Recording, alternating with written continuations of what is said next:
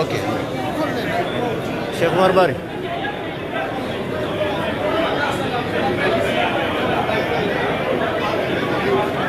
Alaaji Seexu.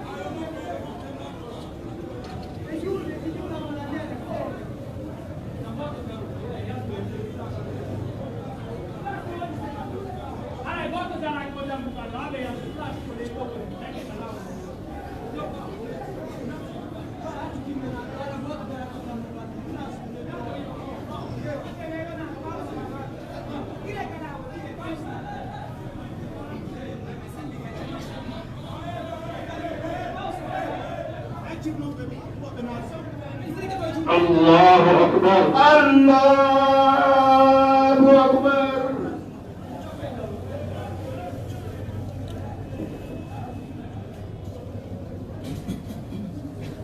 سمع الله لمن حمده اللهم ربنا لك الحمد الله أكبر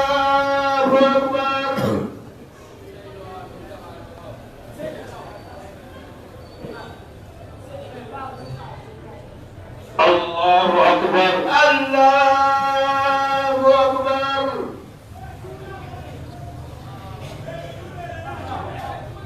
الله أكبر الله أكبر الله أكبر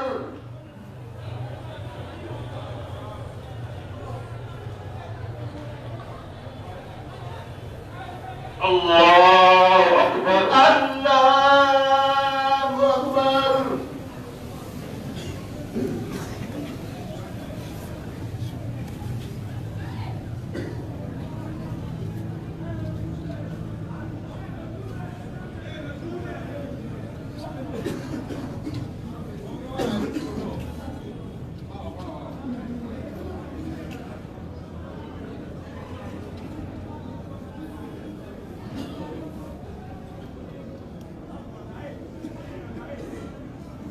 الله أكبر الله أكبر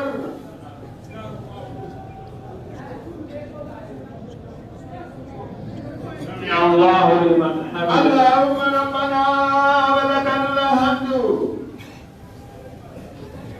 الله أكبر الله أكبر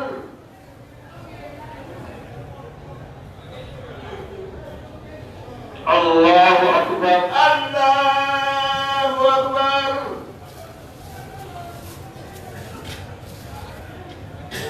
الله أكبر الله أكبر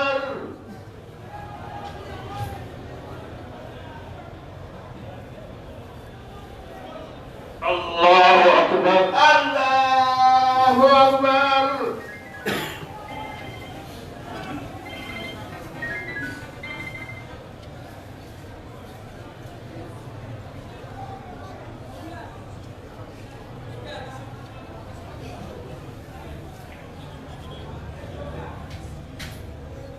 الله أكبر الله أكبر الله أكبر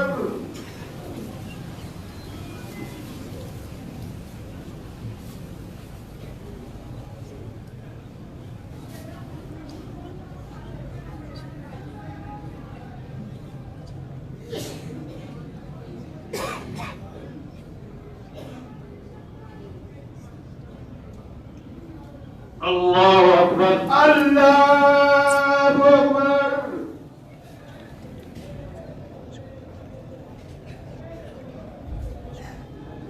سمع الله لمن حمده اللهم ربنا ولك الحمد الله أكبر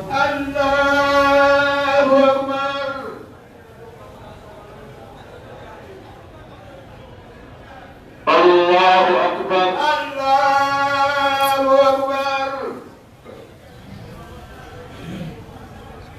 الله أكبر الله أكبر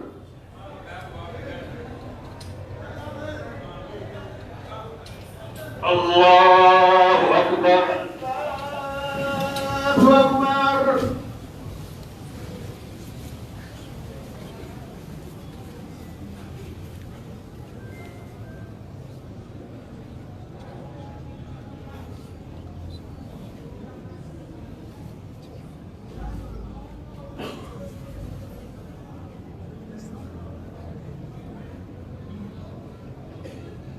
الله أكبر الله أكبر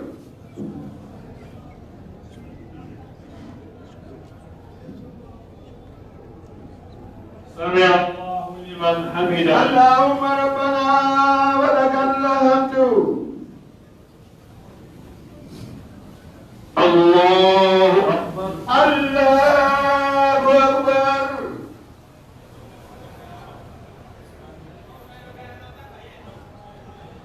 الله أكبر الله أكبر الله أكبر الله أكبر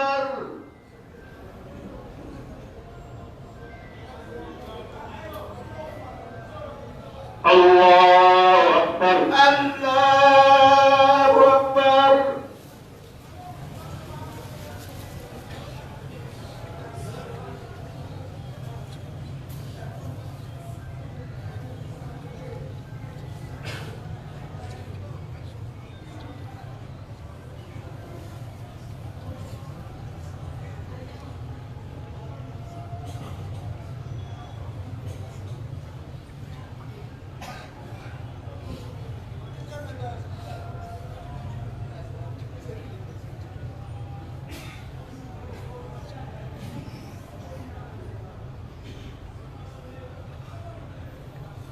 السلام عليكم ورحمة الله السلام عليكم ورحمة الله السلام عليكم ورحمة الله السلام عليكم ورحمة الله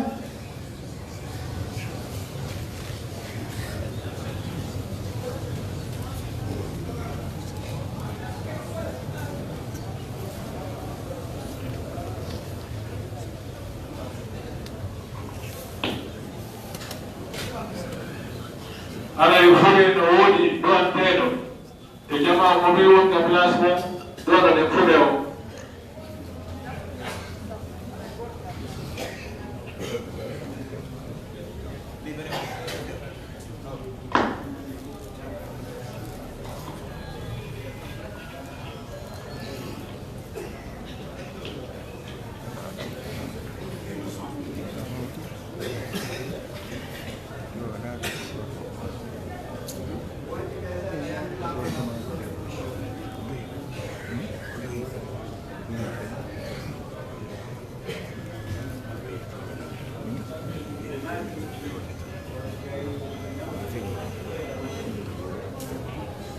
alhamdulillah suma salatu wassalamu ala rasulillah sallallahu alaihi wasallam ara ɓe maaki o fatide ɗo si tawi himo ñawdi ara e geɗal makko ƴetti yoɓugol ñamade nde ara ƴettugol non ñamade nden tugaynata ko yoɓugol ngol woni ko ɓuttinta ɓernde ko ɗum wallinta wonki ara kala ƴettuɗo ñamade yoɓgol yo ara ko faati yoɓu salamu aleykum wa rahmatullah.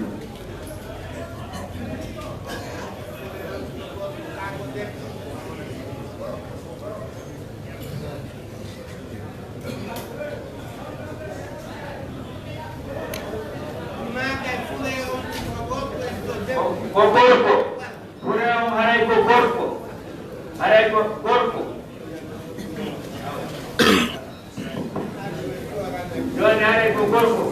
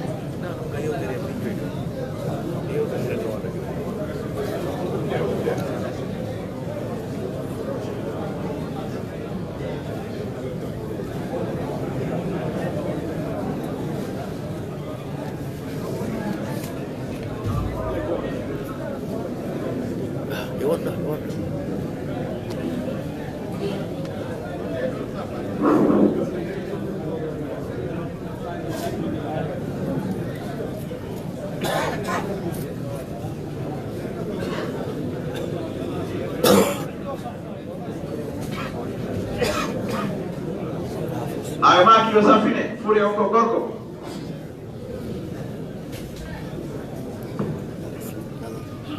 Allahu akbar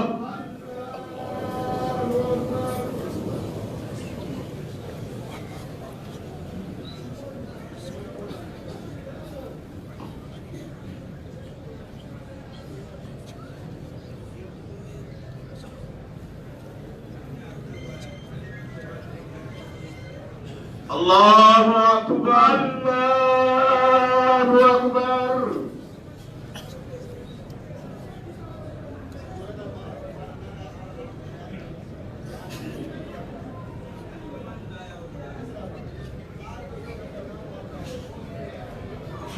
Allahu akbar Allahu akbar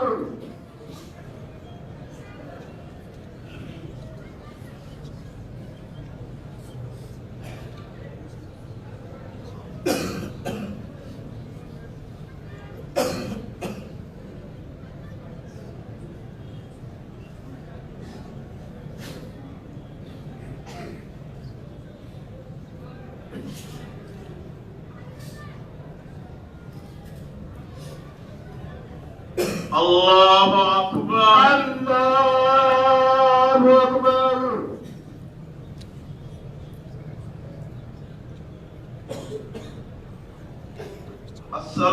عليكم ورحمة الله.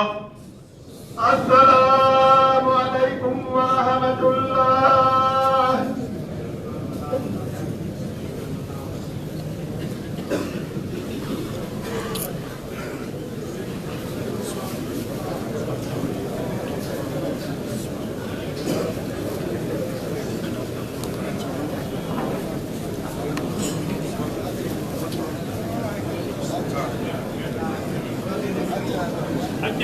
Hacké, il y a des discours à faire. Il y a les discours. Voilà, il y a les discours là-bas.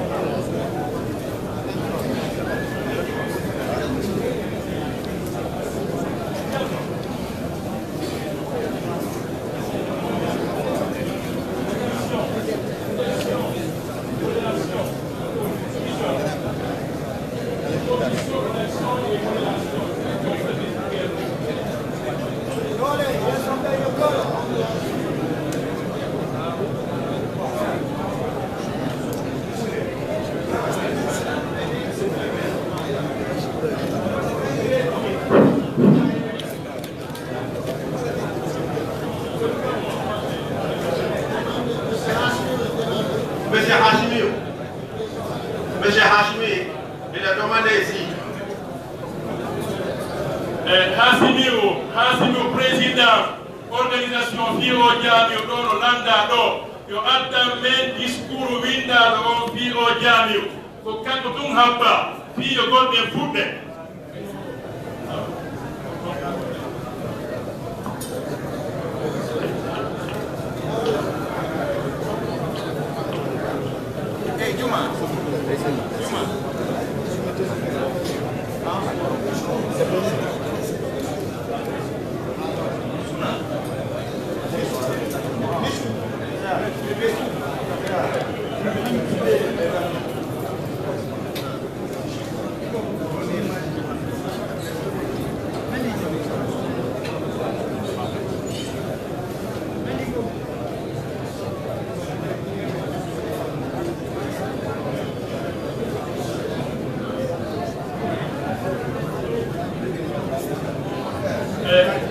Hakke ɓe yiɗa ɓittugol hoɓɓe kono presse on ɓe haani wonugol binde ɗo ɓe waɗata e film o ɓe waɗata e kadi arrondissement haɗa hakke hono moɗo ɓeɓe haray ɓe ɓitta on seeɗa ɗino ko kunni fiino ɓe woniɗo binde men ɗo ɗe ɓe waɗata e filmage on e arrondissement hakke yande fi Allah ina tampi ko noon kono ko fiino golle men ɗelaɓire ene moƴƴira. Assalamu aleykum.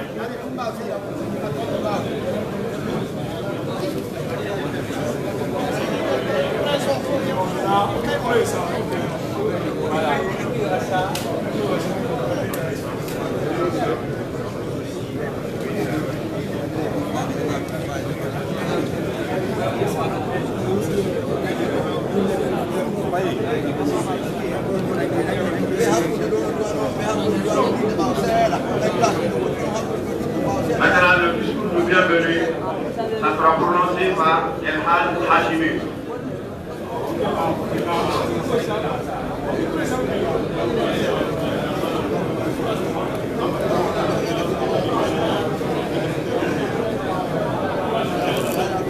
الحمد لله على نعمة الإسلام وكفى بها من نعمة.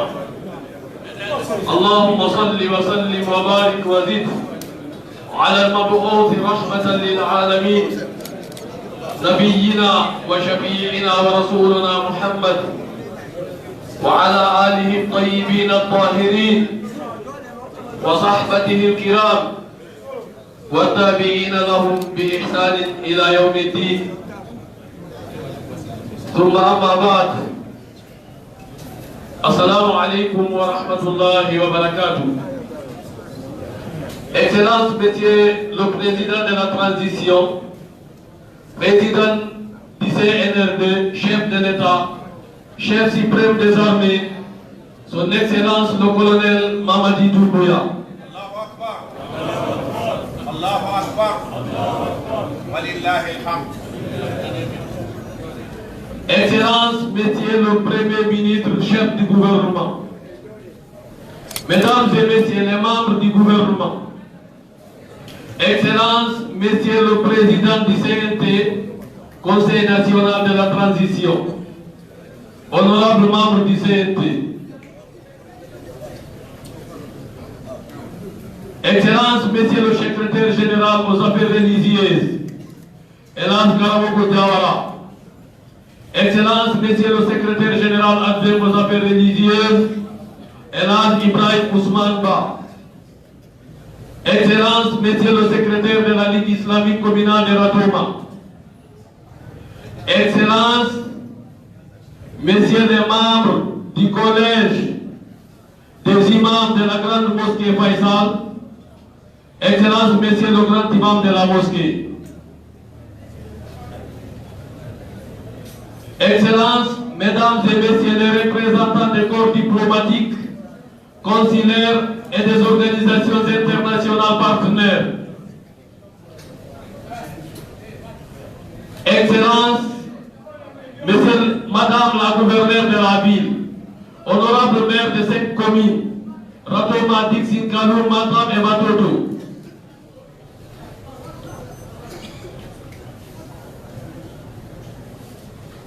Excellence, Monsieur le directeur de la radio et télévision nationale, Mesdames et Messieurs les représentants des médias publics et privés, Mesdames et Messieurs, les membres de toutes les forces de défense et de sécurité républicaines, Mesdames et Messieurs, les leaders et les membres des partis politiques ici présents, Excellence, Messieurs les présidents des cadres de coordination régionale, la coordination de la Basse-Côte, la coordination de Fourmé et de Haliboura, la coordination Mandeng ou la Haute-Guinée et la coordination de la Guinée forestière.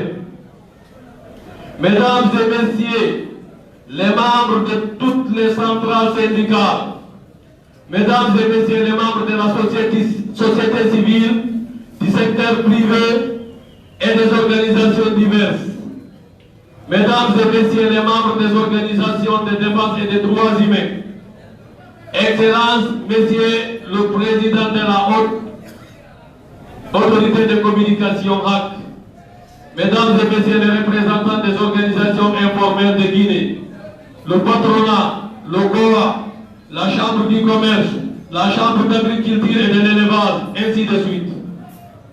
Mesdames et Messieurs les représentants des opérateurs économiques, Messieurs les imams de toutes les mosquées ici présentes, Mesdames et Messieurs les chefs des quartiers et secteurs de la commune de Ratoma, Mesdames et Messieurs les ressortissants de toutes les régions, préfectures, sous-préfectures et districts de Guinée, Monsieur le Président des ressortissants de la préfecture de Bita ADP, Monsieur le Président des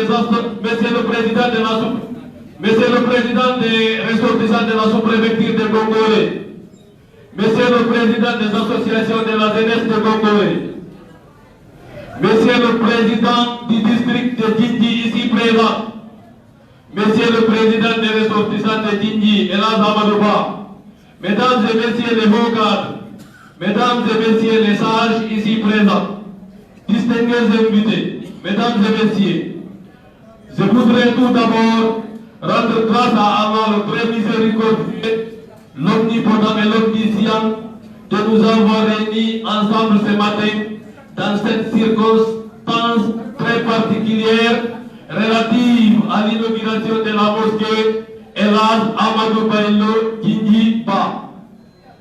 Distingués hôtes, hommes de Dieu, chers invités, en ce jour solennel du lundi 22 mai 2023, à travers ma modeste personne, Elas Amadou Baïlo Djindji Ba, avec la permission de son Excellence, Monsieur le Président de la Transition, le colonel Mamadi Doumbouya, de tous les ressortissants de Djindji, Gongoré et Pita, tous les amis et voisins, ainsi que les amis de Guinée et d'ailleurs, voudraient exprimer toute la joie et la gratitude dont il ressent pour avoir répondu son invitation à la cérémonie inaugurale de cette maison dédiée.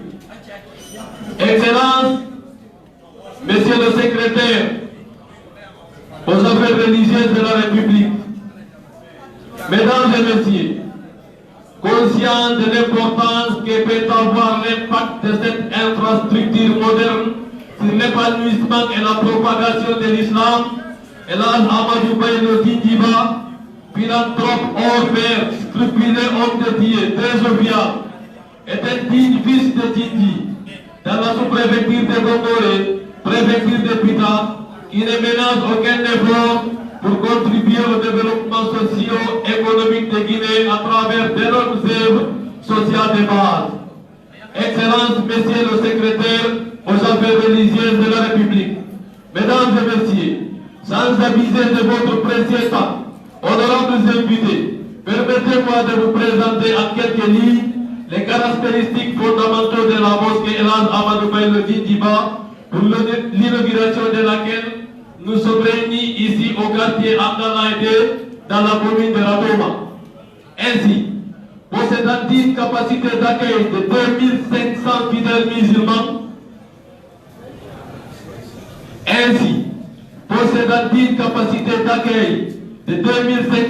fidèles musulmans, cette gigantesque réalisation entièrement financée par Elhadj Ahmadou Baylo Djindjiba est bâtie sur une superficie de 400 mètres carrés. Elle est composée d'un sous-sol, d'un rez-de-chaussée et le tout surmonté de 3 niveaux d'étage. Et il y a 7 toilettes aux alentours. Elle est alimentée par un forage militaire château d'eau de 3 cuves contenant 8600 litres. Elle est équipée également de 41 appareils climatiseurs répartis à tous les niveaux.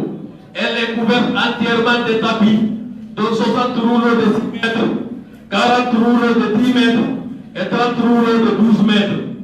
Le coût global de cette réalisation est de 9 milliards 87 855 500 francs guinéens.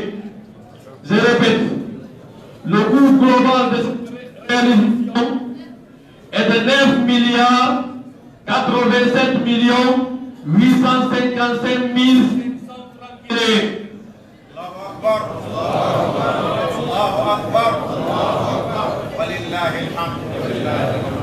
La réalisation de ces travaux n'a duré que 4 ans et 2 mois, pour la pose de la première pierre a eu lieu le dimanche 10 mars 2019. Donc, la réalisation de ces monuments est l'incarnation de votre citoyen,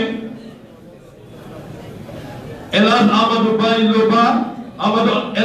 Baylo Djindjiba, certainement qui pourrait être une fierté nationale. Excellences, Monsieur le secrétaire général aux affaires religieuses, Mesdames et Messieurs. C'est aussi notre devoir le plus absolu de rendre un vibrant hommage à l'endroit de notre bibliothèque vivante, le président de ressortissants de Djindji, Elhadj Ahmadou Baylo, pour tous les efforts et sacrifices consentis, non seulement pour le développement de Djindji, mais aussi et surtout pour le rayonnement de notre jeunesse et l'épanouissement de l'islam. Nous lui disons merci. Certes, nous sommes à la fois honorés et très émus, et d'ailleurs, votre présence ici est un réel plaisir marqué par un double sentiment de satisfaction. Alors, soyez certains que nous resterons aussi éternellement reconnaissants à votre endroit, Excellences, Monsieur le secrétaire aux affaires religieuses, distingués hôtes, chers invités, Mesdames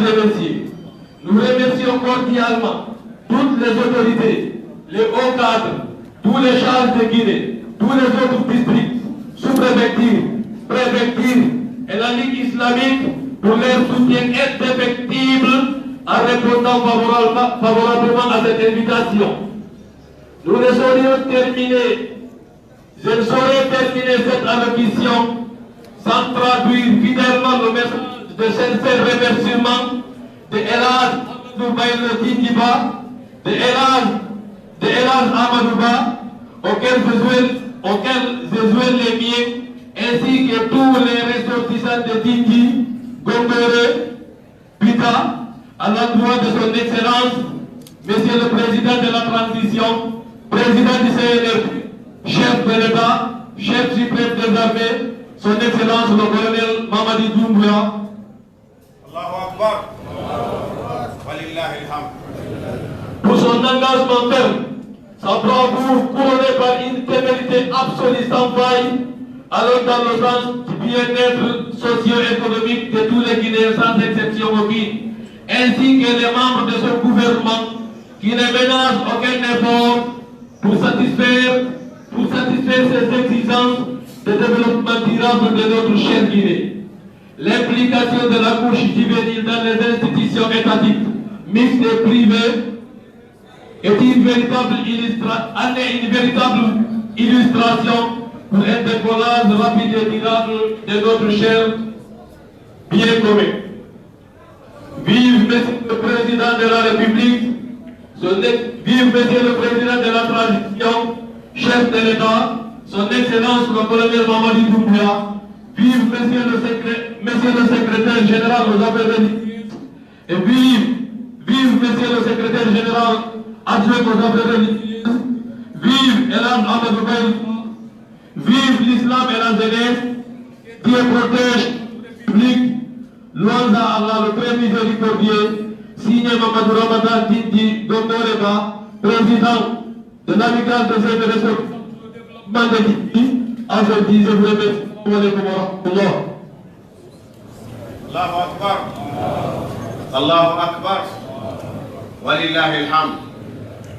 À présent, on donne le micro à notre papa, le fondateur Elhadj Amadou Djindjiba, s'il avait un mot pour dire à ses fidèles musulmans, Inch'Allah.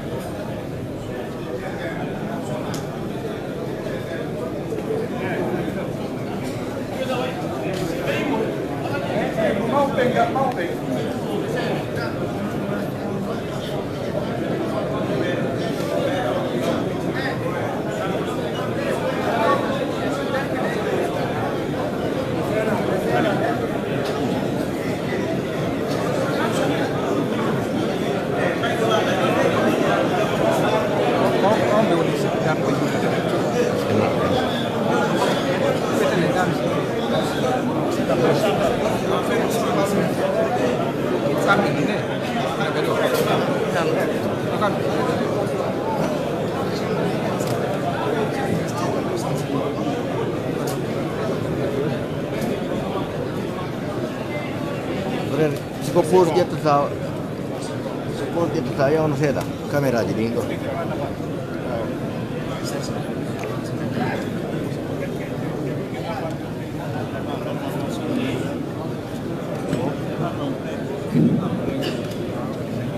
اللهم صل على سيدنا محمد وعلى ال محمد وسلم.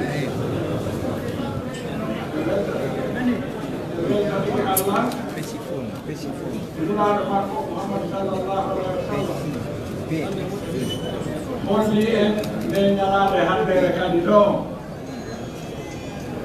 ñamde nde julurde ɗiɗate hariɗen ko e buy woodi e meɗen yo Allah ƴettidi yo Allah yaafude nde julurde ko moƴƴinira ko fiilillahi ta'ala Alhaji Amadou Baydo Ba ko geɗal koto an fofirat en jo économique imo wallinoone ɗiɗi fof ko Allah muyani ko yo wallu en haray ɗum ɗo mi ƴetti konngol e inde gonngore fof Alhaji Ousmane Banoɗa ko ɓiɗɗo gaɗal koto am. Alhaji Salim Bano ɗo ko gorel jom ko kanko laami e Abibe o hande. E inde Gongore fof, e inde Lagine fof, e inde Pita fof, e inde Fouta Diallo, e inde Lagine no tiɗori noon e weltanike Allah e weltori Allah. E torki Allah yo Allah waɗa men nde juulde julɓe. Yo Allah waɗa men nde juulde julɓe. Yo Allah rewete. Ka Allah rewata ko jaɓete. E torki Allah ndi leydi meɗen Lagine yo Allah moƴƴina ɓiɓɓe Lagine. Yo Allah wallu ɓiɓɓe Lagine. Yo Allah teddin ɓiɓɓe Lagine. Kala ko saltani Lagine yo Allah hoynu. Kala ko Lagine andata ko moƴƴita yo Allah waɗu. Lamɓe laamiɓe fewnoɓe ɓe yo Allah yo ɓiɗum Lagine. Lagine ko e junngo maɓɓe Allah waɗi. Yo Allah ɓe yurmin Lagine. Allah waɗake naatu Lagine. Nano e ñaamo. Funnaage e hirnaage. Kala ko tampito Lagine wata Allah naatu Lagine. Kala ko unnata Lagine yo Allah waɗu Lagine. Kala mo Allah jonnata Lagine yo Allah ɓeydamo jikke. O bamma ɓe Lagine fof haa wonaa goro, wonaa leñol, wonaa ɓuuɓ. E torki Allah kala ko moƴƴinata ɓiɓɓe Lagine yo Allah waɗa Lagine. E inde ratoma, e inde yeesoɓe ratoma, diina kan ɗo haa e dawla on e weltiki. E weltanike Allah yo Allah weltano fof. Allahumma salli ala sayyidina Muhammadin wa sallim. Allahu Akbar. Allahu Akbar. Walillahi alhamd. À présent, c'est la présentation de délégation officielle. Moi, je m'occupe au niveau du secrétariat général des affaires religieuses et les organisateurs vont s'occuper pour ces invités. C'est quelqu'un, membre seulement, on va essayer de présenter. Parmi nous, il y a le ministre secrétaire général adjoint, qui est le chef de délégation du secrétariat général des affaires religieuses, El Haj Ibrahim Othman Ba. Allahu Akbar. Allahu Akbar. Allahu Akbar. Allahu Akbar. Walillahi alhamd. Walillahi. Excellence, nous vous demandons de vous arrêter pour que tout le monde, les gens n'ont pas merci parmi nous que vous êtes parmi nous. Allahu Akbar. Allah. Walillahi alhamd. Walillahi. Parmi la délégation de son Excellence, El Haj Mohamed Lamine Ibrahim Kamara, directeur national infrastructure. Allah. Celui qui s'occupe des mosquées, des lieux de culte. Parmi ces délégations, El Haj Cheikh Omar Bari, qui est le représentant des imams dans la commune de Ratoma. Allahu Akbar. El Haj Aboubakar Fofana, inspecteur régional des affaires religieuses de la ville de Conakry. Allahu Akbar.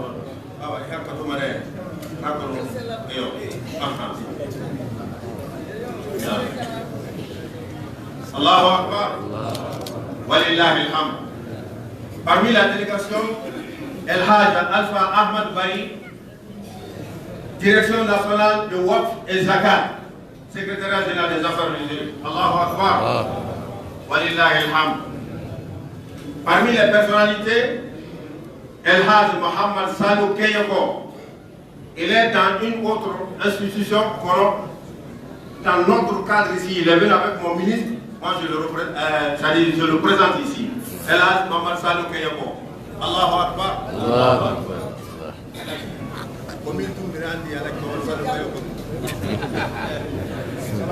Allahu Akbar. Walillahi alhamd. Parmi ces délégations encore, il y a le président de Chambre de commerce de la République de Guinée, El Haj Badji. Allahu Akbar. Walillahi alhamd. Parmi ces délégations, il y a son Excellence El Haj Ousmane Ba. Allahu Akbar. Walillahi alhamd. Diallo, non, il est pas. Ouais, c'est son fils qui a le micro comme ça, qui a dit c'est un bas. Donc, soyez les bienvenus.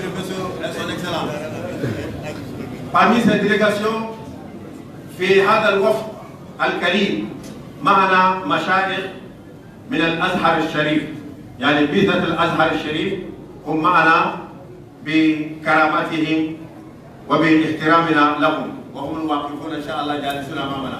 الله أكبر. الله أكبر. ولله الحمد. Parmi ces délégations encore, le bureau communal des affaires religieuses sont tous représentés ici. Allahu Akbar. Walillahi alhamd. Et le patron de commune de Ratoma, il est parmi nous ici, qui représente Monsieur le ministre de l'Intérieur et le président de la République, son Excellence Colonel Mamadi Doumbouya, qui est représenté ici par El Haj Alpha Omar Sako, maire de la commune de Ratoma. Allahu Akbar. Allahu Akbar. Walillahi alhamd. Donc, à côté du secrétariat général des affaires religieuses, j'arrive jusqu'à ici de m'arrêter. C'est l'organisateur, on appelle l'organisateur vous qui avez invité quelques personnalités, peut citer quelques personnalités, à part que moi j'ai cité. Merci.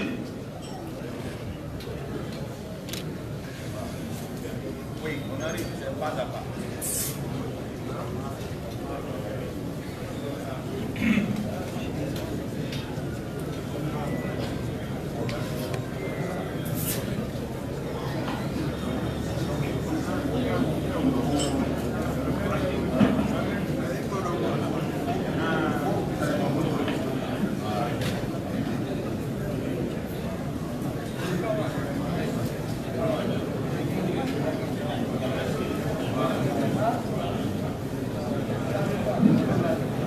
بسم الله الرحمن الرحيم الحمد لله رب العالمين وصلى الله على نبينا محمد وعلى آله وأصحابه وسلم تسليما كثيرا.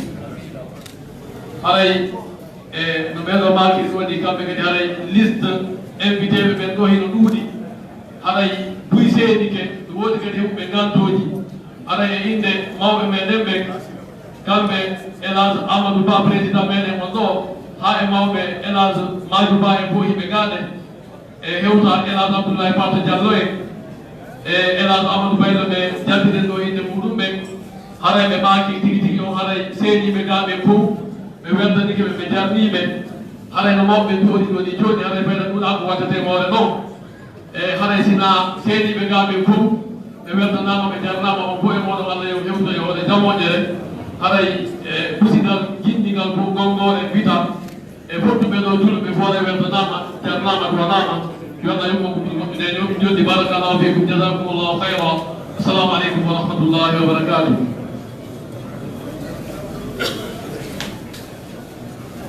À présent, c'est le mot de monsieur le maire. mbiɗa tori jama hammogol seeɗa si ɓeɗo maakiɗo secrétaire général ɗon ɓe yamiray ko haali hikkude ɗo ko yandi jama faɗo mbeɗe happino han jama toɗo si ɓe ɓoddina programme on toɗoto koye oɗon ɗo a ferde baba mbaɗaɗa fokko doyata daaɓe gayna teddine laamu ngu seeɗa kadi autorité o teddine imam o ɓe teddina hoore ɓe ñiina ɓe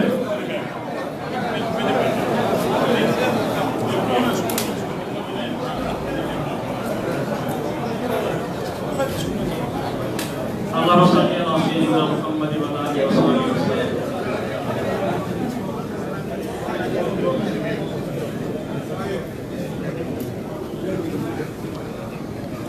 Donc nous allons commencer par remercier Dieu de nous avoir donné longue vie et de nous avoir donné l'occasion d'assister à une telle journée. Parce que c'est une journée très importante dans la vie des musulmans. Et surtout, dans notre commune ici, nous sommes très fiers de l'édifice et nous saisissons cette occasion pour d'abord remercier les initiateurs, le brave citoyen qui a eu l'initiative de bâtir un tel édifice.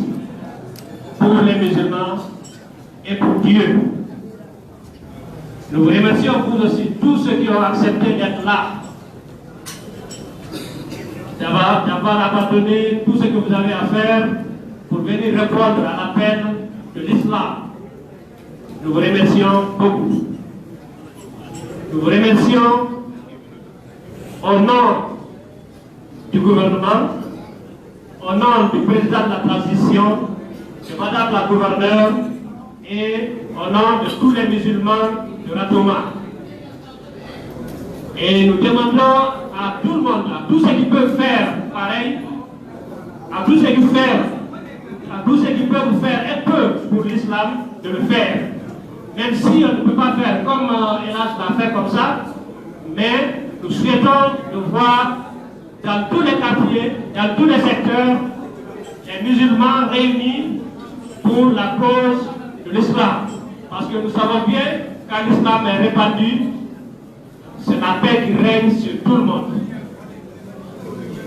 Quand nous comprenons bien l'islam, nous pratiquons bien l'islam, nous sommes sûrs de vivre en paix. Parce que sans cette paix-là, on ne peut pas se développer, mais on ne peut même pas pratiquer normalement notre religion. Donc merci à tous. Merci à monsieur le secrétaire général des affaires religieuses et à son adjoint pour tout ce qu'ils ont fait pour que cet édifice puisse être bâti. Merci beaucoup. Alors d'abord, c'est un respectateur pour moi, donc dire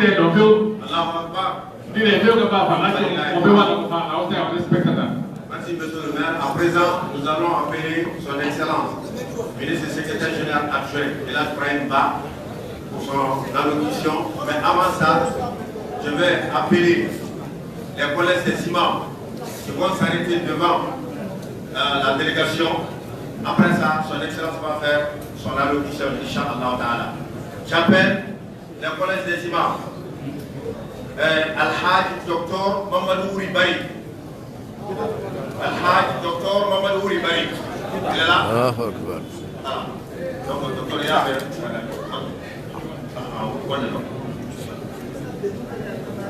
Al-Hajj Mahmoud Mourchid Diallo.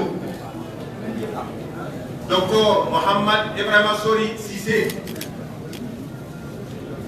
Oustaz Alpha Amadou Ba. Oustaz Alpha Amadou Ba. Oustaz Mohamed Fofana. Oustaz Mohamed Fofana. Oustaz Mohamed Fofana. Dr Mohamed Yidado Diallo. Dr Mohamed Yidado Diallo. Oustaz Abdul Wahab Diallo. Oustaz Abdul Wahab Diallo. Le nom que je viens de citer, Inch'Allah Ta'ala, après l'entretien avec son excellence, c'est eux qui vont diriger la prière dans notre belle mosquée, Inch'Allah Ta'ala, en tête, Dr Mamadou Ribari, qui est l'imam pratique, président du conseil de mosquée. Le reste, on va gérer ailleurs, Inch'Allah, avec les Mokoba, les notables, Inch'Allah. À présent, nous appelons son excellence, Elas Ibrahim Ba, pour son allocution, Inch'Allah.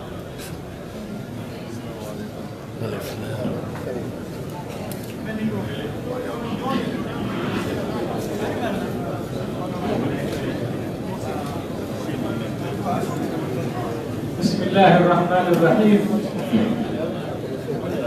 الحمد لله رب العالمين الذي بنعمته تتم الصالحات، والصلاة والسلام على المبعوث رحمة للعالمين نبينا محمد وعلى آله وصحبه أجمعين.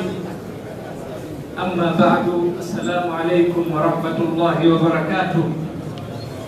أري ويابك بنتي ولا كبولا في وتنجوتي ado kadi mi fuɗɗade yafino fof sabu haray ƴettugol micro ɗo wiya yewtay ino mettifi a fonta yitere maɗen ɗum hawrodira e mawɓe jannuɓe ma, hawrodira e karamokoɓe, hawrodira e lamɓe, hawrodira e imamuɓe attiɓe ma fi ɗum ɓurɓe andude fi ko wona ɗo kon hawrodira e sukaɓe ɓe anduɗa ɓeɗo no hunji ko makete hino andi maku no fewnirte foti ko pular foti ko arabu foti ko français ɓurma awa fonda kañum kadi e marɓe jawle ɓe tawata hino waɗude ɗen ɗon jawle maɓɓe fi Allah subhanahu wa ta'ala ara hino ɓetti yewtugol ɗo o yaafuto yandi fi Allah so tawi o newni ɗon mi feƴƴa haray e ngala ƴuwtinde ndiyan hino ƴiwni fi kala haray nder ga kadi no wuli ko sera ka laawol wona laawol prince ngol haray subamɓe si ɗin no tiiɗa teliren ma ɗo e ngala ƴuwtinde si wona ko adi kon fof jonniten Allah o haali hendade kon e weltanike kanko Allah subhanahu wa ta'ala e wewli e ɗi nemaji ɗi woni waɗande en sabu hiɗen faami wondema no hatojinirɗen ni e cuuɗi ka naaten ko noon kadi hatojinirɗen e cuuɗi ka wonkiji men ɗi ne'ete ɗi wona wonkiji moƴƴuɗi fi gurdan ɗan tawa ɗi naatoya kadi aljanna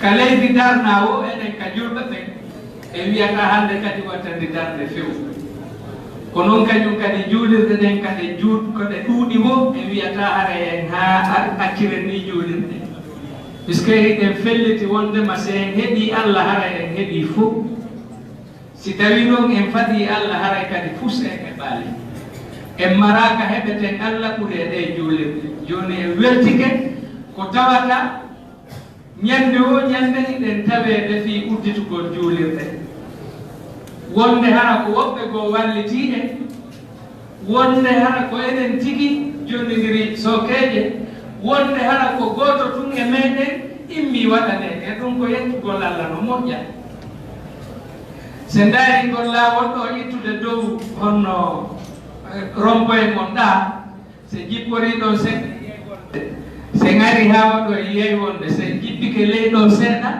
e yeywonde goo yahen kabala yiyen wonde yahen pharmacie yiyen wonde yahen awa ka kotowal janal ɗaw yiyen wonde ɗo yen hewto e ka rompoye hara en konti han ko yettude Allah ɗum ɗo jama fo jama fo jama si tawi diina maɓɓe kan hino hisi haray ɓe hisi ñande diina maɓɓe kan nawni o haray ɓe nawni ko ɓe ɗimmitata ko si wona sayi diina kan wawi fewde no haniri ɗon haray en weltike e yiɗo kadi ko wewlini en fi honɗum si tawi en wii joni ngal ɗo laawol ko laawol stratégique wol ngol ni fayda e laawi ɗin Conakry ɗo fof ngol ɗo hino tawa e laawi ɓurɗi fewde ɗin anduɓe piiji fuu no wawi wiide ngol ɗo laawol si wona kulaleji goo ko waɗata haray wa ngol ɗo ko laawol ngol tawata wawa e moƴƴande piiji fof siko défileji laɓaɗi no wawi moƴƴude ɗo siko commerce ji jani no wawi moƴƴude ɗo kala ko waɗa ɗo haray no wawi moƴƴude si tawi noon e ɗiɗo laawi tawi haray hino suɓede kañum kadi waɗugol ɗeɗo juulirɗe haray ko Allah kañum kadi waɗane ɗin ɗon haqqille e meɗen haray en weltorimo donc wolten ɗo fof haray ko weltorgol Allah subhanahu wa ta'ala en weltori jama on yiɗugol diina kam puisque kala juulirde joni ka udditete se waddana liila haray kuusidirde ha woɓɓe goo yana ɗum ɗo fof ko hollugol haray meɗen yiɗi diina kan hay si tawi hino haani à partir de ɗo ko ɓeyden organise gol hara en duñidirta en yaaɓidirta en liɓidirta fii udditugol juulirde meɗen ma ka qur'ana muñjete ɗon ɓeyden juɓɓudi ndin hakkunde meɗen wowɓe naatugol men ɓe naata luttuɓe ɓen hino wawi wonde yaasi on tuma hiɓe mari kamɓe kadi baraji wano ɓe naatuɓe ga wonde tode hino wawi ɓe heɓa ɓuri baraji ɓe wonɓe nder ga si tawi ɓe wonɓe nder ga lorruno goɗɗo goo si naati kono kamɓe ɓe woni yeeso tawi ɓe lorrali ko fi ɗum ɓe woni toon fi wota ɓe lorru goɗɗo kawona o fi udditugol juulirde nden haray hino gasa en torodiri toujours ɓay haray koko woowa woɓɓe go yo jaɓ wonugol yeeso woɓɓe go wona ɓaawo woɓɓe wona nder woɓɓe wona yaasi ha gayne golle men ɗen e hoore welo welo fof si wi ɗon haray si en weltike kañum kadi goo yiwgol juulirɗe men ɗen hino jonne e ɓe tigi tigi on fottan ɗen hino waawi ɗe ɗo golle nokku fof nokku si jonnama neɗɗo mum on Marseille si tawi juulirɗe men ɗen jonnama kañum kadi karamokoɓe men janguɓe ɓen teri teri takkama e maɓɓe mawɓe ñeeñuɓe ɓen teri teri miɗo tampini probléme ji ɓuyi komin heɓata e immorɗe e juulirɗe go'o haray ɗuytanto men haray ɗum kadi no weltora ɓeyden wakkilagol si tawi en waɗi enen kadi juulirɗe men ɗe wano si usine waɗama ma goɗɗum go waɗama ɗaɓɓete le plus compétent ɗaɓɓen ɓen ɗon waɗen enen kadi e juulirɗe men ɗen ɓe janna en diina men kan ɓay ko fii Allah wona waɗirede ko wona waɗede ɗen kon fof fii yen hisuka diina meɗen e weltike moƴƴa e yimɓe nde nanɗen fii mum ɗo e hino mawɓe teriteriɓe docteur Wouré e hino hikkiɓe maɓɓe ɗon oustad Mourchid en hino kañum kadi sukaɓe goo oustad Abdoul Wahab e hino woɓɓe goo makayɓe konguɗi goo fii no fof famodira oustad Fofana en e oustad Cissé en ɗum ɗo fof si jonnidiri juuɗe haray hatta marsa ala donc en weltike moƴƴa o choix waɗaɗo ɗo e tellemma imamuɓe ɓen en toranike ɓe Allah porgal e mum e jama wonɓe sera ɗo ɓen fof ko wiyeten koɓe wakkilo ko juulirde nde waɗana kon ɗum ɗon wona gogo on koyo seede juule gal sukaɓe men ɓen hiɗen andi de heewi ɗo si wiyama joni fi juulugol min miɗo seedi juulirde men ɗen turkiɗa hinde janɗi ha kono si wiyama juma ma wiyama awa tumbodira jane haray ɓittinoke saabu sukaɓe ɓen Allah waɗi mawɓe ɓen holliɓe laawol ɗum hino jokkede haray tororirɓe goɗɗo sengo kadi yo nde ɗo juulirɗe wurnitire wono ɗeya juulirɗe attide ɗe ɗen wona wurnitirede noon e tellemma dewal Allah ngal e janngugol ga waɗen doyi kañum kadi koyen poɗodirɗen o ruttoɗen e Allah subhanahu wa taala fa in tanazatum fi shay'in farudduhu ila Allahi warrasuli wa ulil amri minkum ne dhalika khayrun wa ahsanu ta'wila se waɗi ɗum ko ɗum ɓuri moƴƴude ko ɗon kadi heɓeten ko ɓuri laaɓude kon wa ahsanu ta'wila hara en weltori ɗum mi sakkitora juulirde no jeeya e muɗum ko ɗaɓɓeta nder toon fi ɓuttu toroɗen Allah moƴƴa ɓuttu ɗo jama on ekkite ɓuttu par ce que wonde haysi ɓuttu kadi wolama fi mum arayno Moussa woɓɓe goo kono noon ɓuttu o wa ɓuttu e mbara ko ɓuri ɗum ko woni wo koye hoore ɗum ɗon wawete mahede ɓeyditen wakkilaɗen humugol wonkiji men ɗin par rapport e yottagol ma e ɓornugol goɗɗon wonde a wiya a waɗa e woni fi ya yotto haray ɗen andi no woodi ko ɓuri moƴƴude yottagol ino woodi kadi wonde on tigi tooñay woni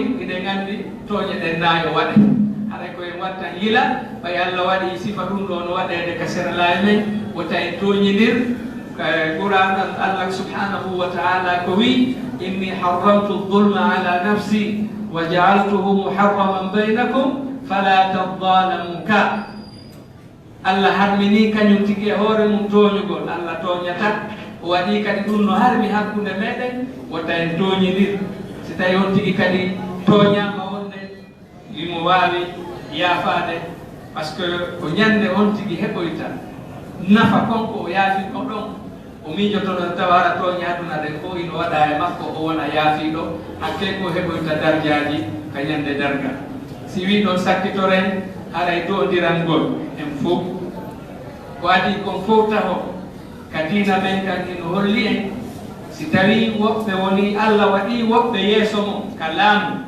ko yon duwanoɓe fi yoɓe hawru e ko moƴƴi fii maɓɓe kamɓe tigi e fii leydi ndi puisque ɓen ɗon koɓe waɗata kon fof ko inde leydi ndi si tawi ɓe hawrodiri e ko nafata e ko moƴƴi kon ko leydi ndi fof woni moƴƴande nafa yo Allah dandu si tawi ɓe hawrodiraɗe ɗum ko leydi ndi fof woni kadi lorrade ko ɗum si tawi ino ka aqida ahlu sunna wal jamaa duhanagol yimɓe yeesoɓe ɓen yo Allah fewnuɓe fewna ɓe e laawol nafaygol leydi ɗin nafa kadi giyaɓe ɓen fof haray ɗum ɗo wona yo sertu e tigi tigi on e juulirde men ɗen toragol Allah subhanahu wa taala fi yoɓe heɓu tawfiq yo jama on fof heɓu tawfiq sa e ɓe fewnuɗo e ɗon andi ɓe nayi ara yimɓe dina ɓen hino daarude awa no joɗɗinira hakkude ɓeeɗa e ɓeeɗa en toroniri fi Allah en fof accen ɓay ko en yimɓe leydi ndi ko satti o ko satti kadi ko ɓe maakode